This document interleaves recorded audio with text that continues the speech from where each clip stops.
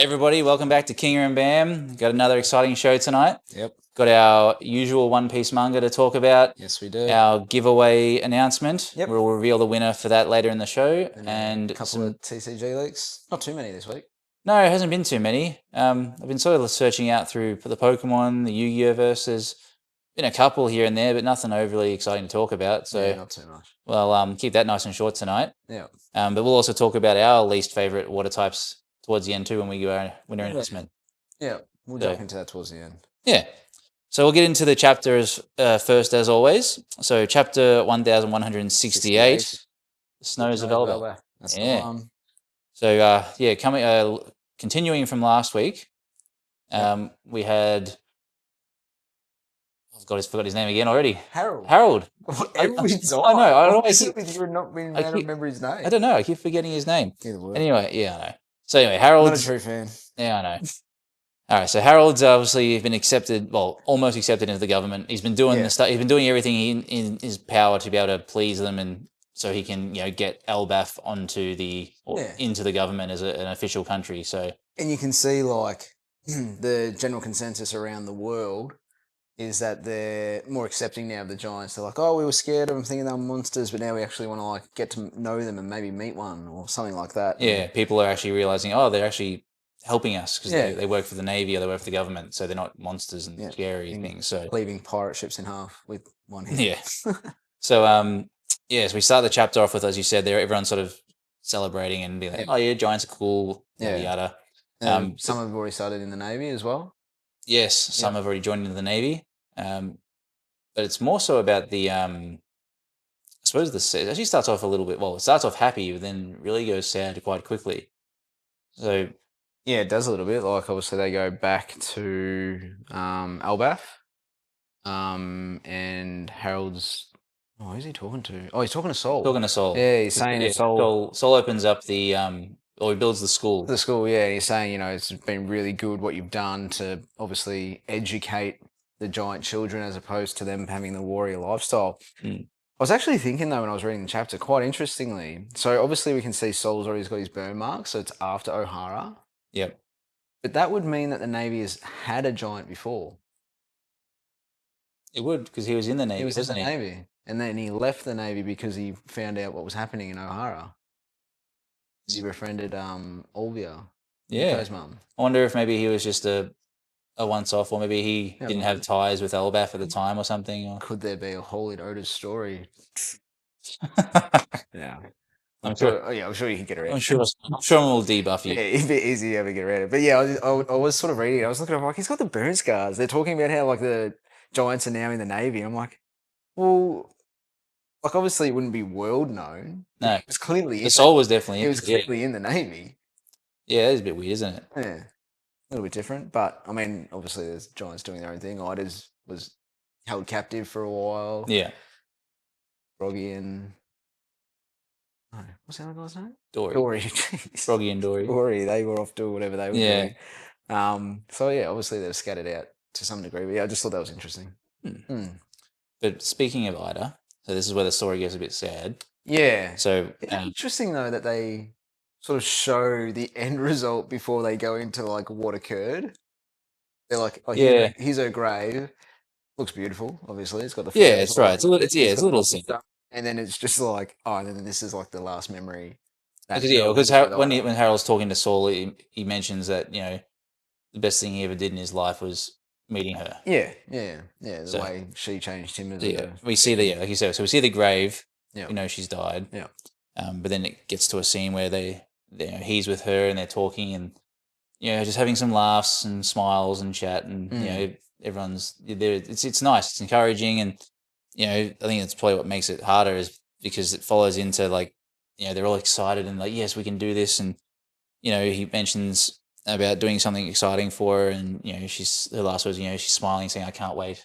Yeah. And then she goes that they got to take their hands and well it's sort of like that stereotypical thing where you've got that I don't know movie sort of trope or whatever you want to say where the person's like, oh, I've been doing all this so we can go back on our adventures, and obviously because she was poisoned, she's dying, and he's talking about how Loki and Harajuan are going to be like brothers, if I could have just married you and stuff. And she's just laughing because she's like, they already are. Like, that's how I already see them and everything like that. And then, yeah, they're holding, you see them hold hands, and then her hand slips past because that's obviously she's passed on. And then he walks out with his hand in his face. his fans because he's obviously really upset. And then Rajman's running in, you know, obviously like any son would when their mother's just died that they're close with. And then Loki's in prison. So he's obviously been, I'm guessing, told. They don't really sort Maybe, of unless he's just got really good haki and he has a sense. Maybe he just knows. He can just tell. like some observation haki that you can just see the life force of his. Or it's just a mother-son connection. Yeah, or who knows? Yeah, whatever it happens to be. But yeah, he's obviously quite upset in his cell.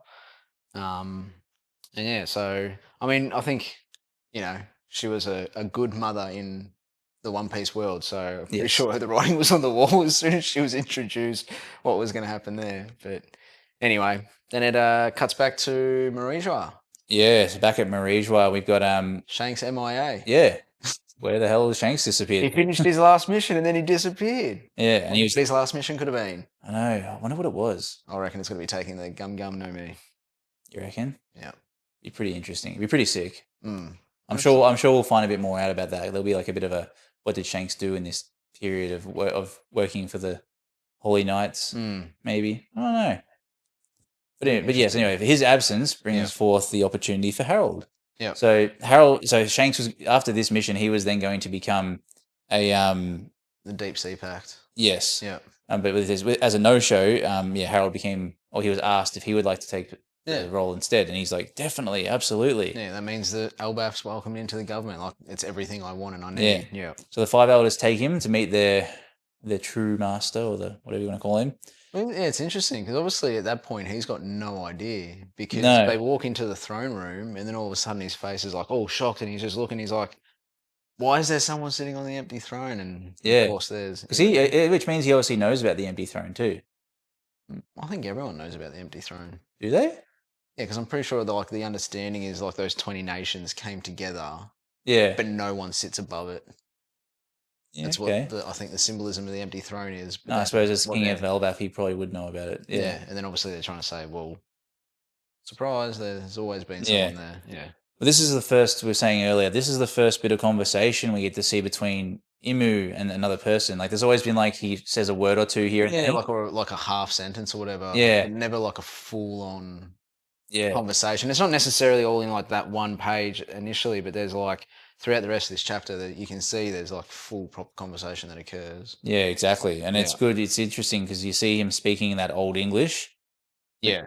I don't really know what that means, but I'm sure there'll be some, like, does it just mean he's that ancient? That's the language that they spoke centuries ago? Like, I don't know, it's really weird. Yeah. I'm not quite sure to. Yeah. Back in. All right. Technical difficulty. Yes. Solved. So, yes, we finally see a bit of this speaking of Imu. Everybody refers to, he refers to himself as Mu all the time. Yeah, which is interesting. Yeah, but most everyone else always calls him Imu. Well, it is. It's Imu, and then we were discussing whether or not does that actually mean that like I or I is the surname. How you got like Monkey D. Gut, Monkey D. Luffy, and it's actually like Mu. That'd be so stupid. It's so stupid. But like, why then refer to yourself as Mu if your name's Imu? Yes, I don't know. It's so confusing. Yes. Oh, I'm sure we'll find out eventually. Yeah, I mean, obviously they'll have to... He offers Harold the opportunity to become, to get the Deep Seal, Deep Sea Covenant. Covenant. Deep Sea Covenant. Deep Sea Covenant. Whatever. The middle one. The middle one. The second tier. Which he accepts. Yep. And you can see that it becomes burned into his into his arm. Or interesting because they don't show that it's like a branding. It's sort of just like, I'm not sure. Maybe it's like it accepted, it just appears. Yeah, I'm guessing that with Imu's ability to just he obviously is able of just making the mark appear on you. Whether it hurts or not, I don't know. He said it sounds like it looks like he seems like face. So he now becomes immortal. Yep. So Harold the Immortal Giant King. It's pretty cool. Yeah. Not for long. Well, it's interesting, isn't it? Because they talk about how immortal he is. Like, oh, he's immortal. It's amazing. Like, whoa. And then at the end, well, actually, we've not get to the end of the chapter yet. But Yeah. yeah, Yeah. we'll come back to that in a sec. But yes, anyway, he goes back to Elbaf, and Imu can obviously communicate through to him because now he's got this thing. It's the first time we've seen though that Imu can communicate to other people with the seal. Like we've No, doesn't he talk? He talks to Saturn. Oh yeah, true. Yeah, I think you're right. Maybe I just assumed it was always like they were using. They're just using him. Yeah. No, it was always in their head. Yeah, okay, yeah. So, so the last mission that Imu has for Harold before his dreams become a reality. Well, he's got to. Well, the first thing they say is you've got to go back and put the seal or the summoning circle in your castle. Oh, yeah, there's technically two things, isn't there? That's right. The first, I think it was originally said all you have to do is put the seal in Elbaf, but then when he's there, he says, Harold, a conversation with him in his head. Yeah, I want you to amass a giant army that rivals the Navy. Yeah. And you can tell it's all telepathic too because these giant guards waiting outside are like, who's he talking to? He's just having a conversation with his brother. But crazy king. But Harold says that no, he didn't want to make Elbaf into a warrior race. Yeah, like that's the whole point of him trying to change the ways of Elbaf and how they were raised or how they would usually live. But he obviously said he was happy for people to volunteer if they wanted to enlist into the Navy and fight. Then sure, no worries. But he didn't want to forcibly make everyone like fight. Yeah, that's what he said. He's like, I said I would be your slave, not Elbaf. Yeah. But then Imu's like, no, you fucking do as I say. No, but it's in old Victorian. Go on. You will not fucketh. No, you will fucketh do as I saith. But yes, he gets very you can see he's like, no, mate, you belong to me. Like, you can see like the dread too. But Harold, he's just like, oh, I've just realized I made a mistake. Yeah, and then he moves. He's like, huh? And he sees the leg move, and he moves like, no, you belong to me. I control you. And then that's I think Harold starts realizing like, we're in a lot of trouble here. All my work that I've done, and obviously he's doing it all for Ida, who he spent so much time away from and probably regrets a lot of that part of it. And then she ended up dying because he wasn't there to protect her. Yeah. And he's probably just going, oh no, this isn't working. So he starts screaming out to his guards, like, you've got to come in here, you've got to stop me. You got to restrain me, get the chains. Yeah. Which they were just like, what are you talking about? Yeah. He's like, just hurry up and do it. Yeah, it's like get my sons. Yeah. But Harujin is out in the sea. Yeah. So he's not around. And there's Chief Jarul. Yeah. And get Loki. Like he's in prison. Yeah, for something. I think it was for the incident when for the village that he destroyed. Yes. I was sitting there thinking, I'm like, what did he do? Like, why is it so like, because they told him that they poisoned Ida and he destroyed everyone in the village. Yeah. Yeah. I forgot about that already. But yes, anyway, they tell him to release him, and then they goes down to him in jail, and they're like, Loki, you're free. It's like, what? It's like, yes, you need to get to the castle immediately. Yeah, you've been summoned. Yeah. So, and then, just like that, it goes back to the present day. We now see that, well, it doesn't say back to the present day. I will tell you exactly what it says, sorry. It actually says, let us return to the story. Yeah. So we get back to what technically is, I suppose, the start of the story or the end of the story. Yeah. Where they say that on this day there was a terrible massacre inside the castle, which we knew, obviously. Which we know about, yep. And the most beloved ruler in the history of Elbaf, wise King Harold, perished. Which we knew as well.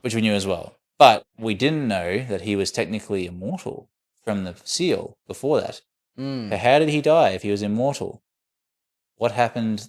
How did he die? Who killed him? Like, what?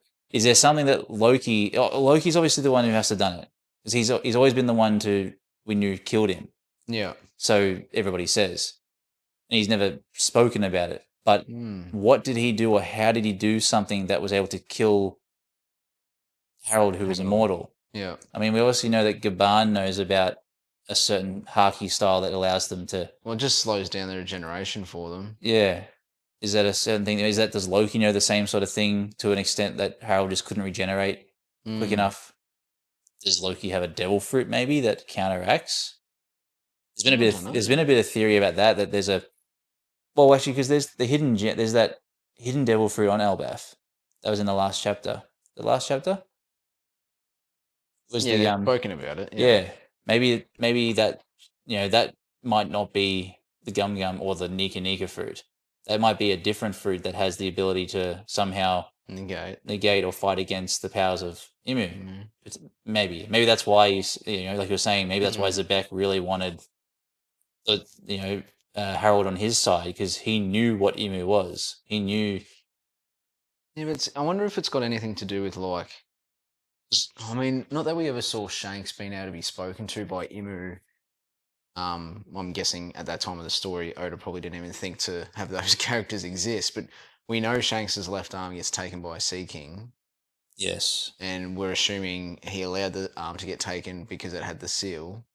Yeah. I wonder if they literally just remove that arm, whether it does cut the seal. Can't be that easy though. Can't be as easy as just chopping off the arm that has the seal on it.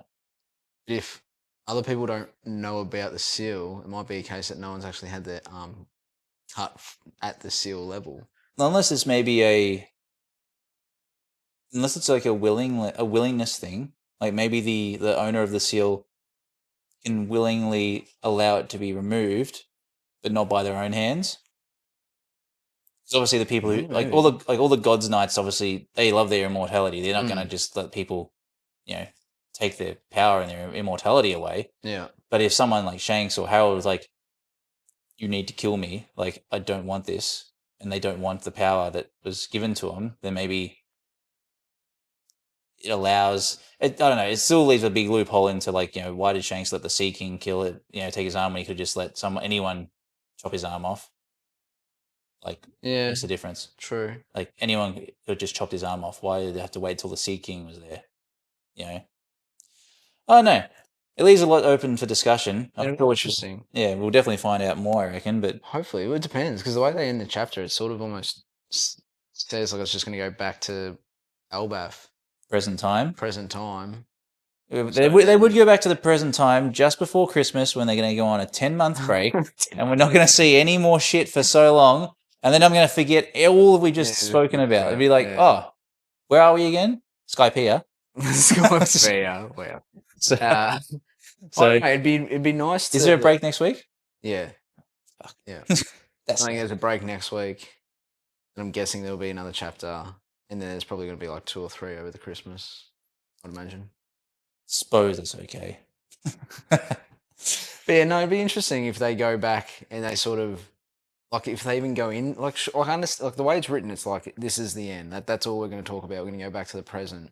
Yeah, but it's like that hasn't really like the whole flashback started with Loki sort of trying to explain to obviously us, the reader, and Luffy and whoever. I think Harajuan's there as well. Like he's trying to explain what occurred when Harold died to sort of clear his name because everyone thinks he's just killed their king. Yeah. But then like it hasn't actually been like obviously we can connect the dots. Harold gets taken over by Imu. He kills all the guards. We're obviously aware the guards all die. So they assume, and then they assume that Loki kills Harold. But then like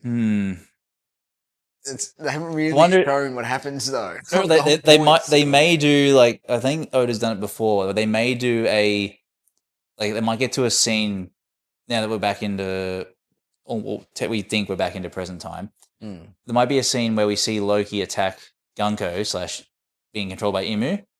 There may be a scene where he does something or is about to attack her.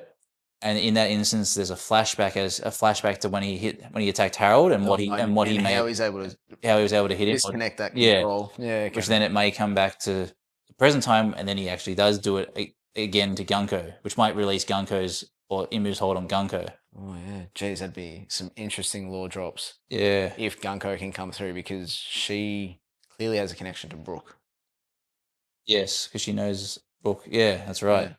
From way back when. I mean, didn't she refer to what we thought was a silhouette of Brook as dad? Was it? Was it? I can't remember. I could be making stuff up now. We'll park that one for another day. But I'm fairly confident there was something, and people were like, "Oh, was Brooke like her father or something?" Anyway, Oh, who knows?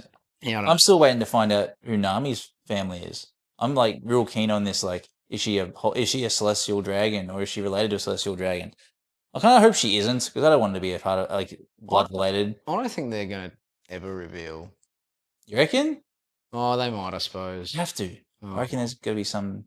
I was gonna say like that doesn't sound like something you'd do because obviously we know. Oh, there was theory. Lemire and Nojiko are her family, and I was like, oh, they wouldn't think like that. But I'm like, well, they did that with Sanji. Like Sanji's dad is Zeph. Yeah, they introduced them in Smoke Family. Universe's actual family. It's not to say that they wouldn't, but then like I can't imagine Oda's ever really going to introduce or sort of say who Zoro's parents are. If that was going to occur, that would have happened in Wano, I would have thought. Yeah, kind of like left it like the bloke who looked like Zoro. Ryuma. Was it Ryuma? The guy who looked like him? Yeah, but like he would have been generations between. Yeah.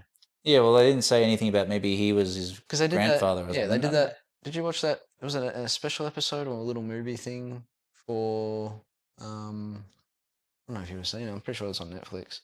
But they do Probably not. They do like the Ryuma story. No. About how he kills the dragon. He gets that name. You should check it out. I can't remember the name of it. I'll have to. Maybe I should. I'll find it and I'll let you know. But yeah, it talks about Ryuma, and yeah, he does look a lot like Zoro. He's got like black hair in his top knot. Anyway. Yeah. Talking about theories and stuff in the chapter, I have seen some people talk about how when Shanks was at Elbaf and he was talking to Gaban, how he said he wanted to speak to Harold to tell him something, and obviously that didn't occur because I think they're in the hot spring. They're in the spa, the springs, yeah. Yeah, when all that occurs, I'm pretty sure. Are they? While the Loki's, as in while the incident's happening? I think that's when it occurs, yeah. Ah. Or around that time, because I've seen some chat online where people are talking about, and it sort of makes a bit of sense that maybe Shanks was going to warn Harold, because obviously we saw that part last chapter where he sort of does that weird look at Shanks and we don't know why. Yeah. So like maybe they knew each other quite well, or there've been like conversations, and maybe Shanks found out about what the deep sea seal means and what the plan was for Elbaf, and he was going to like be like, don't, because he's going to. It was too late. But it was too late. It was too late. Yeah. But one of the theories I've been working on is that I think Imu, if it is a devil fruit, it's either going to be not a devil fruit and they are just like the devil. Yeah. Or it's going to be like a Hitomi devil model or a Lucifer model or something.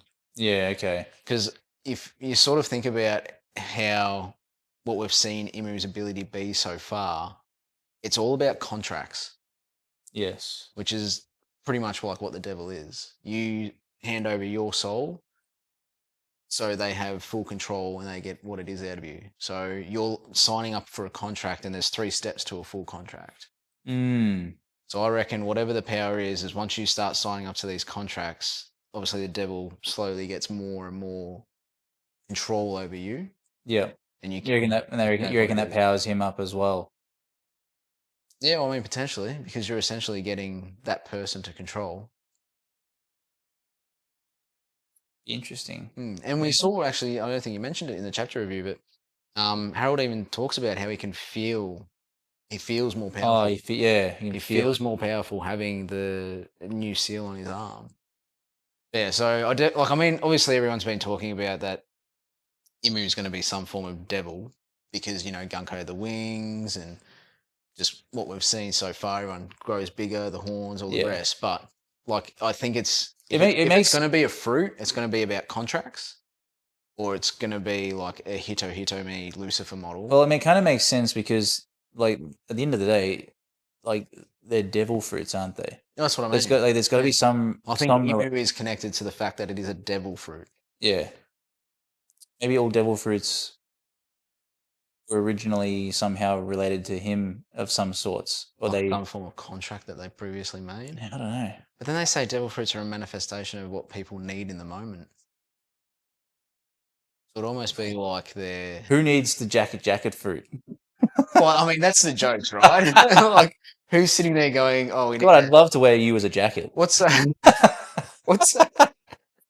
Or like wapples, Was it the Munch Munch? munch fruit, or God, I could just even katakuris, really. Or mochi. was there a chef sitting there one day going like, "I need mochi, I need mochi. manifest fruit." Yeah, that can't be a thing. That's gotta be if that's I'm pretty sure that's what they've said. Like that's a Bullshit. canon thing. It's a manifestation of like what is like needed in the at the time. It's so dumb. There's so many there's fruits. where There's so many fruits where you would be like, "This is the Yeah, it's got dumbest thing I've stupid, ever yeah. heard." Like kaku, giraffe, What's cactus again? the giraffe. Oh, that's right, giraffe. Yeah, I'd love to be a giraffe. Like, who's manifesting? Maybe they needed to reach something in a tree. They're like, "Oh, I don't want a giraffe." God, I wish I had a bar of soap. Oh wait, bubbles. Oh, I can just make my own bubbles. Is it literally just like the Is it soap? clean- Sorry. Isn't it? Is it clean? Clean, I think. Oh, I It's don't clean. Clean. I mean, it's an interesting take on what you would think is such a stupid ability. Yeah. All right, let's so get off. Let's get off of the theories. We're not getting on the theories anymore. We're talking about bubble baths and coat wearing. So well, I think Imu is just going to be all contract based stuff. yeah. Yeah. I know. I'm sure everyone is, and I'm very keen to see. Yeah, we keep getting more and more information on things. And I'm just like, it's very exciting. I can't wait to see Loki actually fight with Mjolnir. With whatever it is. I don't care what it is. He's got Mjolnir. Yeah, we don't know if it actually does anything, or maybe the hammer is actually the one that ate the fruit. It's got the lightning fruit. Yeah. Well, it can't be lightning. Can't be lightning fruit because it's an L. Yeah. It was lightning, wasn't it? No, we don't know if it's. It might have some. It might be like how you say it's like a mythical zone. Could be like. I don't know what's a mythical zone. You told me Thor. Yeah, maybe. Yeah, it'd be interesting. It'd be pretty cool. We'll see. I wonder if Loki will have like a Odin sort of ability, the all-seeing eye. Anyway, I'm getting off topic. I'm sort of thinking like Norse mythology that would match. Yeah, I know. We're getting a bit off like Yeah. theories and onto like, oh, this would be cool. Oh, this would be cool. Yeah, it would be cool. Which it would be, but Yeah. yeah. Maybe we could do a video or a video next time on some of our just random theories. Rather than talking about the chapter, we can talk about like some, how cool would this be? Or, I wonder if this person's like related to this person. Or, I don't know, things like that. Like, how has no one else in the Straw Hats crew got Haki yet? Zoro does. Sorry. Sanji does? Besides the main ones, like how is like Jinbei? all right, half of them do. Frankie hasn't. No, Frankie doesn't. He doesn't need Chopper hasn't. Why doesn't Frankie need it? Because he's cyborg. Chopper hasn't. Lasers. Usopp hasn't. Although we think he does. He's got observation. Has it been confirmed though? It's confirmed. Are people just speculating because he was able to shoot really far? He used observation Haki. He just hasn't like unlocked it that he can just use it constantly. Okay. Nami hasn't got it. Through the wall. Remember? Okay. Nami hasn't got it. No, Nami doesn't. Although everyone speculates she has got. She's got the most advanced. No, Nami doesn't have it. Robin doesn't have it. Robin should have it. You would think Robin would have it. She'd be super overpowered. Yeah. Could you imagine if she could use her like limbs that she creates with Haki? Yeah. That would be next level. That would be really good. Yeah, it'd be sick, wouldn't it? It should actually be overpowered, I reckon. Maybe that's why she can't. Maybe that's why they only give it to her. Yeah, maybe. All right. That's it. We're done with the chapter now. Oh. All right. Let's talk about some TCG. Yeah. Luckily, there's not too much TCG because we spent a lot of time talking about the chapter. Yeah, so it's really only like, I think 5 or 6 cards. Yeah. Well, the biggest news, which you're not really excited about, but it's still big news. Well, yeah. I mean, it's interesting. I'm waiting for something more exciting to coming out for it. Yes. Well, we have a new leader, which is Bonnie in her distorted future Gear 5 form, Nika form. I'm so hyped to see what the alt art is going to look like. Yeah. The alt art could be. It better be good. It better not be a disappointment. Oh. Actually, I was just thinking they wouldn't. I hope they don't. But like, imagine if they just do like because obviously the art, which will be in the middle here over our faces or whatever we normally do, is like her in the Gear 5 at a full body shot. Or what is her ability? The future. Distorted future. In like. Which I'm still unsure about how her ability works. Like, Well, it's like a How I'm is pretty sure they've explained. It's like distorted future is like hypothetical. I think so? How does that have because her future is like unwritten. so? How does that have anything to do with her devil fruit? To do with aging? Well, it's sort of like it's almost like an element of imagination. So her past can be obviously what she has been. So she can. I mean, she's only 10, so she can't really go much further. Mm. Her usual body that she uses. Oh, so she can. She's just So you're saying that. imagined herself to look like that. So you're and saying then that. do that one. So she's saying that if she was to go 10 years into the future, this is what she thinks she would be like. Yeah, but it's like a hypothetical thing. It's like a use of her imagination in a sense. So it's like her distorted future. It's not her future. Distorted future is she could be Gear 5. It's weird. I still don't really understand the connection between her fruit and being able to distort the future. It's just for herself. Still doesn't make sense. No. I don't get it. Anyway, Anyway, let's get on to hopefully the old art's not like when she does the distorted future and she's like blown up. like the upper body blowing up. Yeah, no, that looks shit. Yeah. Hope it not be that. Anyway, she is a red yellow 4-life leader with 5,000 power. Yep. She is the Bonnie Pirates and Egghead. Yep. Which will be interesting because we haven't seen many, or if any, Bonnie character cards. So there might be one. It might be a couple floating out there somewhere. Yeah, but they'd all be green from back in OPO7. Yeah. So her she has a during opponent's turn. If your life is 1 or fewer, this leader gains 2,000 power. So you want the low life because during your opponent's turn, she's harder to hit. 7,000. Like 7K leaders big. it is, but like really, is it that hard these days? When like you got to have 1 or less life, and like it's only. I don't know. I feel like there's more and more high-powered leaders coming out now. It's not that hard to hit you, especially with you. At that stage, you would think you've got your opponent's got high characters on their field, and all of a sudden it's like, okay, hitting 7,000 is not that hard. Yeah, but it sort of takes away from like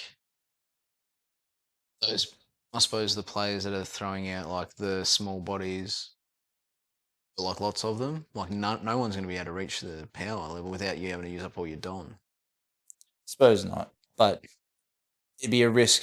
It's a risk when you're at 1 or less life to get the extra 2,000, like getting the extra 2,000 power. Yeah, it is a risk. There has to be more support coming that allows you to sort of maintain that low life constantly. That's what I mean. I actually really think I like the leader card. I like the ability, but the current support in relation to Egghead or Bonnie Pirates for red, yellow. Like even the yellow ones, there's nothing to assist you with stacking the life. Like you'd be playing a lot of blockers. Yeah, I just don't see the support for that particular character. Like, yeah, okay, maybe you can branch outside of your characters, or like, sorry, your titles like Bonnie Pirates and whatever. But like, I prefer the idea of having a deck being built that makes sense for the leader. Yeah, you don't want to be running Wanu cards. And I think this is probably like a preemptive leader with more support to come. Oh yeah, definitely. Yeah. I haven't got to her other ability either. So she has an activate main, which is once per turn. Yeah. Up to one of your opponent's characters gets minus 1,000 power for the turn. Then, if your life is 2 or more, you may add up to 1 card from the top of your life to your hand. I mean, look, I understand because it helps you get to the lower life sooner. I don't really think it's. I mean, giving one of your opponent's characters minus 1,000 power. That could be big. Could it though? It's only 1,000. Not that. It's not. There's no cost for it. Yeah, I suppose. You literally just get to minus 1,000 or so on just because you can. It's not like you have to take the life. No, that's right. You don't have to take the life. Yeah, I don't know. It's a good ability. It's not bad. I like it. We'll see. I just don't think there's enough support currently. No, there is one yellow support. Well, I wouldn't say it's really support. This is a real unit. This is a real like. I don't understand that card. We got Emmett. So the big giant that we've seen in the current anime is about to kick up a storm. Have you been watching the anime lately? No, I haven't been. He's just reappeared. Are they up to that part? Yeah, he's just reappeared and he's like punched the shit out of a Walkiri. Yeah. I was like, oh, that's so sick. When he's in the hog form. Yeah. But they haven't The knot hasn't come out yet? No. Oh, okay. No, still a few off from that. I don't know why I'm like talking as if that's going to be a spoiler. You guys are Yeah, listening. I can say everyone knows about it. So, what? There's a knot. What's the knot do? Anyway, this Emmett is What are you talking about? Emmett is an 8-cost, 7,000 power egghead. His ability is if there are no characters with a base power of 12,000 or more, this character cannot attack. That's pretty hard. Sucks. But his trigger is good. His trigger is to give all of your opponent's characters minus 3,000 power to the end of this turn. Then, if your life is 0, play this card. So you want him basically as your last life option, which you were saying is hard. How would you get him? Yeah, this is what we're discussing. Yeah. Like the leader of Bonnie doesn't really, at least that we know of yet, have anything that's going to cycle him into your life, unless you're using cards that aren't Bonnie related. Like I think we were talking about Hiyori. You could maybe play it in, let yourself get down to essentially 0 life or 2 life. Could you use it? Like, was it 0 life that he can? 0 life, yeah. Yeah, so he has to be your last life. He has to be your last life. Yeah. He's a great card if you manage to minus 3,000 power off all of your opponent's characters, and then get this guy out on the board as well. I mean, he's only 7,000 power. You just got to. I mean, I suppose you're hoping your opponent's got a. Do you reckon we're going to big hitter? Unless there's a new, could be a new yellow card maybe. I was going to say, do you reckon there's going to be like a yellow 12,000 power card that comes out in EBO4 that is like specifically like put a card from your hand or that's on the field into your life? At the bottom of your life. Or at the bottom of your life. That'd be sick, actually. That would be really good. That'd be a great combo if there was a 12,000 power character on the field that is on play or activate main, whatever it was to take a life and then put one card into the bottom. Yeah, put another card at the bottom of your life. Because then you could do that. Emmett gets played, and then you've got the 12,000 hitter as well, so they can attack, and then you get the trigger effect. Yeah, maybe that's where they're going with that card. It's such a unique. It's good though. You want it unique. Well, it is. It's good that it's unique, but it's like so constricted. Yeah. Without that card existing, it's a bit.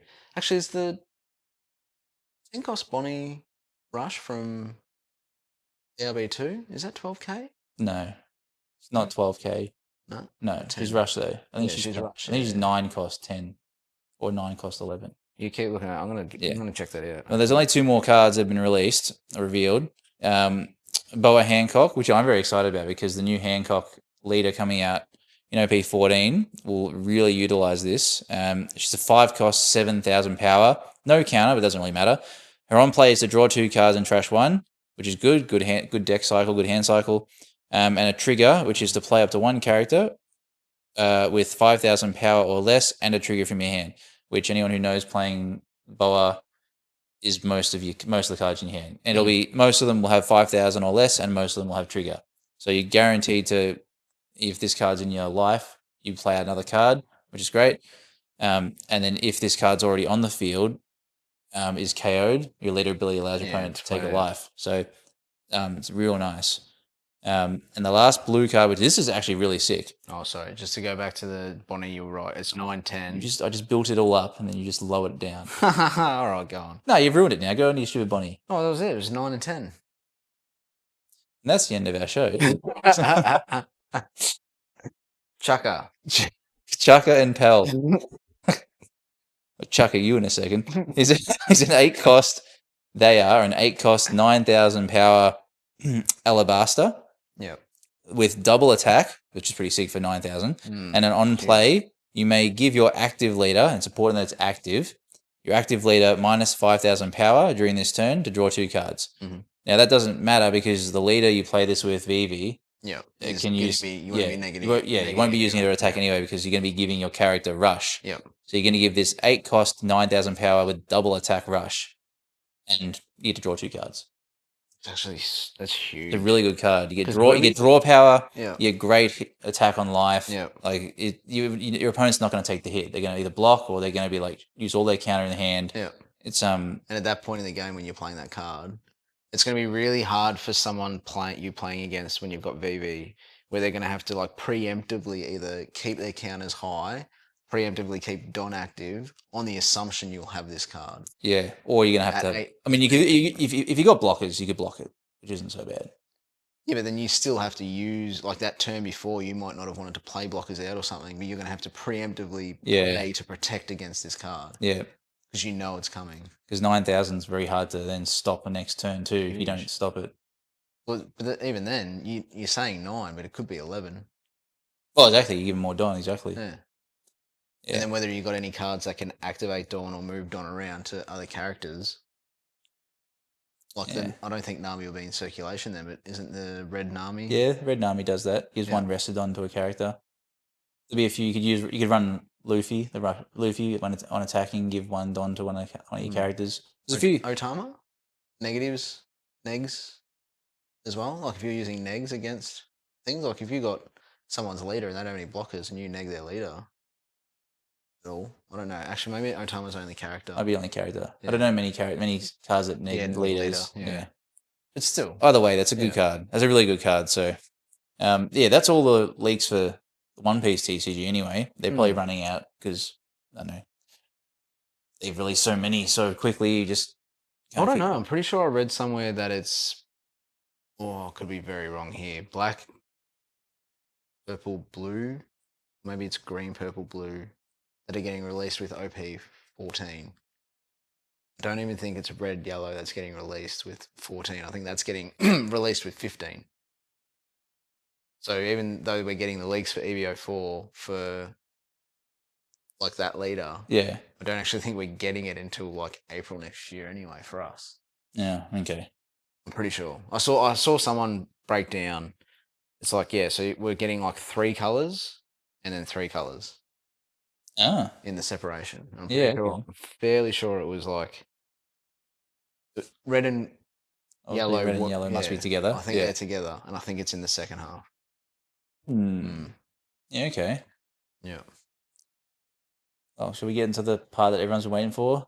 The winner reveal? Yeah, the winner reveal. Yeah. He gets the Mega Gengar EX and the pack of Journey Together? Journey Together, that's it. Have you got your spinny thing? I thought you had the spinny thing. Oh, I do have the spinny thing. Yes. Yeah. Once Blake gets it, just so we can see our timing. All right, it's up on screen now. We'll get it spinning. Not as many people as I thought were going to jump in on this, but I guess that's just more chances for everyone else who's there. Everyone else watching, if you missed it, you missed out on getting a free Journey Together pack. That's it. Gengar EX. Here we go. All right. The winner is Xylin. There you go. Nice. There you go. Well done. Probably can't see it from there, but Xylin, you got the win. Congrats. It's up on screen. Yeah. Well, I mean, I'm just showing you that was there, but yeah. Congratulations, friend. Yeah, you've won a few. So well, you got the two. You got the 2 entries because he commented on the video and he commented on the short. So yeah, true. Yep. Yeah. Congrats. Exactly. As happens, you watch the videos, you watch the shorts, you comment. You know, you get more the chance than just the one to win. What was Xylin's pick? Oh, his pick. Worst water type. Did he pick that Brushix?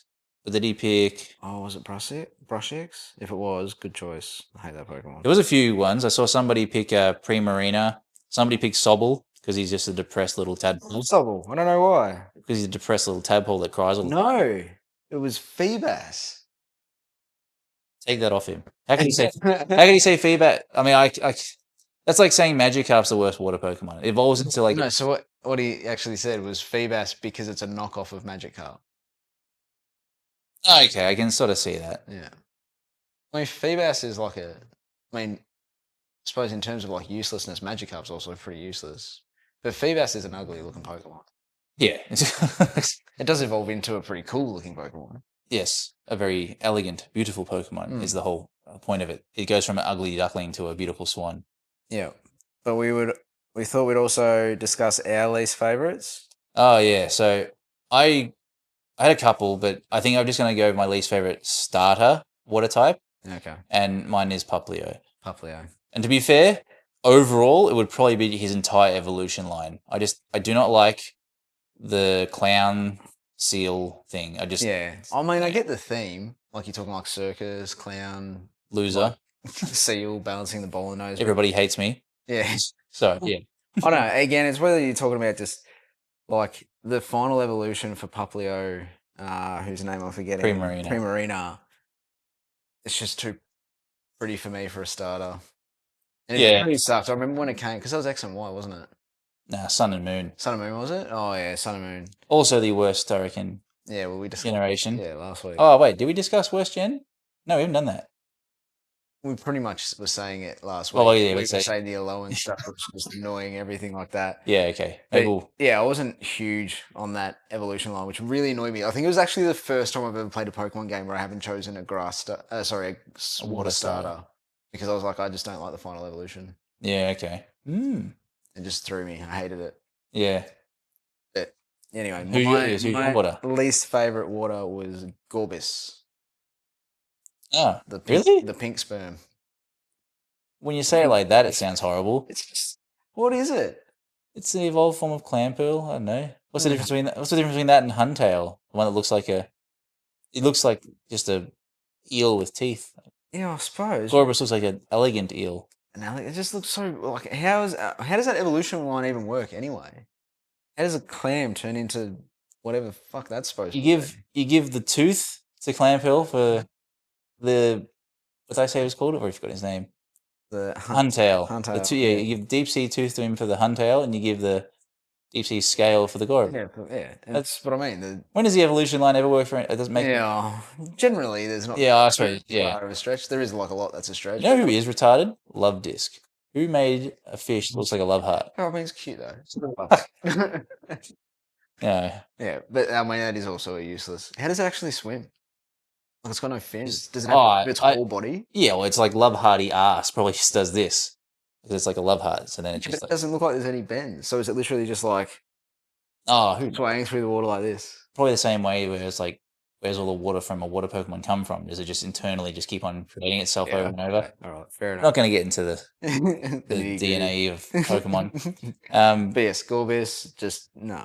Not your fan. Not a fan. No. Just don't get it. Just seems useless. Yeah. Well, we're gonna have a different one. So we're not doing the giveaway on tonight's show, but we're gonna have a new one soon, or it might be next week. But it gives you a chance to think about it. We're actually gonna talk about your least favorite Kanto gym leader. Oh, okay. Yeah. So we're gonna bring some gym leaders into this. So I thought I'd give it Kanto specific. Yeah. So Gen 1 for any of you people who don't realize how old we are. But yes, I'll keep it Kanto specific because I didn't want to open the box for too many. I reckon I could let you know who's going to be the least favorite. It's either going to be Giovanni or Blaine. Oh, really? Yeah. I love Blaine. I love his riddles. Yeah, okay. And Giovanni's just, I mean, people are just going to hate him though because of Team Rocket. Would you though? I don't hate him. I don't like him, but like as a gym leader, I think it's pretty cool. I don't know, I got to think about this. Give everyone else a chance to think about it. I'll be interested to see what people's responses are and what they're. Misty, she was fucking annoying. Well, in the start. Yeah. At the start. When I was a little kid, I was always just like, oh. Maybe we should do our favorite gym leader. Or do you prefer least? Least. I feel Least? Like favorite would probably be like Erica. You liked Erica? Oh no, I feel like she would be the favorite. My favorite would probably be Lieutenant Surge. You know, I was thinking the same thing. I was waiting to see what you said, but I was thinking the same thing. I remember I always liked him when I was a kid. Although he's a bit of a dick. But he's a dick, yeah. He's a dick. Yeah. Or Brock. Yeah, Brock's pretty sick. I do love Brock. Yeah, no, you can't not hate. You can't not like Brock, can you? No. Oh, anyway, that's food for thought for the next one. So, that's it for tonight for us. Yep. We will have we will be back next week, or will be a break next week because there's no chapter. Break next week. We'll see. We might have a discussion on on something else maybe. We say that every week on this break week, and then we just get too busy with our busy lives. Yeah. Oh, we'll see what happens. Yeah. Until you hear from us next, anyway. There's always shorts that are out there for people to view, and until then, we will. Yeah, we'll think about some more giveaways, some more pack openings. I've got some more cards to add into my binder of my collections. Well, I wouldn't be surprised either if my little one and my wife start doing one of those. Oh, really? I love watching it, yeah. Oh, good. Yeah. Hopefully, a few people have been watching, so it is pretty exciting. It's nice when you don't always want the chase card and you're happy with getting just a card you haven't got. Yeah. I'm just like, I let you open up one the other day and I was like, I haven't got this Feebas. Not a Feebas, but it's just a card no one would normally care about. Yeah. But Until next time, everybody, enjoy, and we'll catch us on the next one. Cool. Cheers.